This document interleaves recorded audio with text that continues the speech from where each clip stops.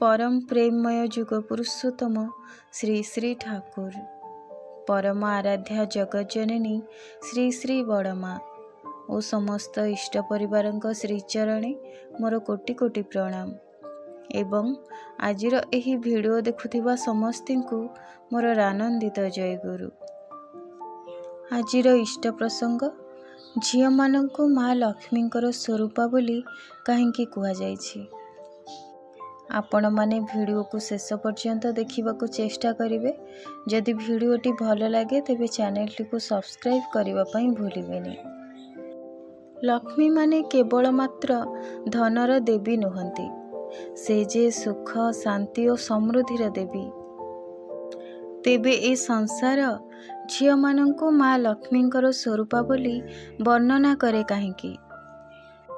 काहेकि ना एही गुण सबु प्रत्येक झियो मानक मध्यरे समाहित। जे आमे छपर घरे रही पखाला भात खाइले मध्य ढेर भलरे थांती। बेले बेले जणे पुरुष निजर स्त्री को भल रकमर खाइबाकू देई न पारिले मध्य ठीक जानती स्त्री को उपरे तांकर अधिकार अछि आउ भल रखिबार कर्तव्य रहिछि। आउ यही समयटिकु प्रत्येक स्त्री मध्य बुझंती। मोर स्वामी उन्नति को उठी पारु नाहंती, कौन बाउ करिबे। जहा हेउ से जदि मोर बंची थांती ताहा हेले मोर शंखा सिंदूर सुख सोहाग के काढ़ी नहीं पारिबेनी। आउ मनीषर दिन चिरकाल एक प्रकार जाएना, दिने सुदिनर स्पर्श मु निश्चय पाइबी। माँ वृंदावती निकटरे दीप जालु जालु से स्वामी पुत्रंकर ही मंगल प्रार्थना करती। निजर पणत कानी को कान पाखरु बुलाई आनी भूमिष्ठ प्रणाम करती। प्रणाम करी उठी बारंबार भक्ति भरे युक्त हस्त कपाल रे छुआंती, एई संसारर कल्याण कामना करी।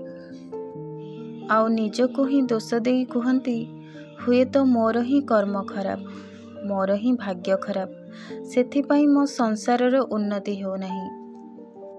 मोर कर्मफल जोगु बोध हुए मोर संसार दुर्भोग भोगुछि। एहा परे धड़ करी गोटे दीर्घ निश्वास बाहरी पड़े निज अजाणतारे। मने मने कहती, हे परम पिता, मोर सबु अपराध क्षमा करंतु। मोर कर्म पाई एपरी भल मनिषटिकु आउ मोर एई निरपराध छुआ मानंकु कौनसी कष्ट दियंतुनी।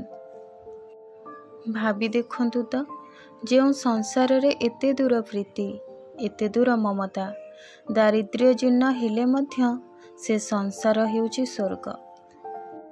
एमिति स्त्रीर हातरे साग अन्न मध्य राजभोग ठारू अधिक।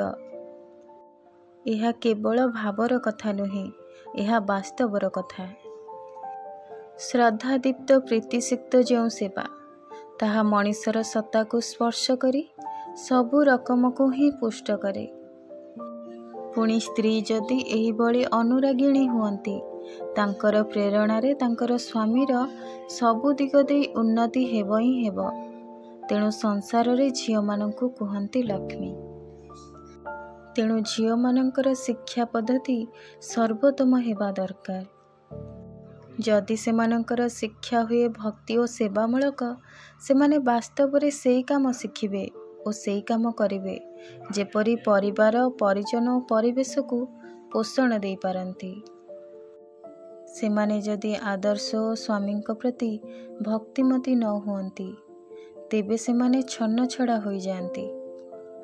सेथिपाई पिला बेलू ही पितामाता को एही दिग प्रति नजर देवा आवश्यक। आउ झियो मानंकु एपरी शिक्षा देबाकू हेबो जेपरी सेमाने आदर्श स्त्री और माँ होई पारंती। ता माने आलोचना चिह्नीकरण अंकन ज्ञान और दर्शन एही सबु गुण जेउ मानंकर अछि सेई माने ही लक्ष्मी।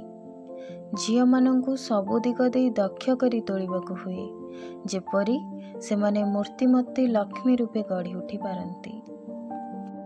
आपण मानंकु आजिर एही प्रसंगटी किपरि लागिला निश्चय जणाइबे। रहुछि पुणी आसिबी एक नुआ वीडियो सहित। से पर्यंत आपण समस्ती को जय गुरु। ବନ୍ଦେ ପୁରୁଷୋତ୍ତମ।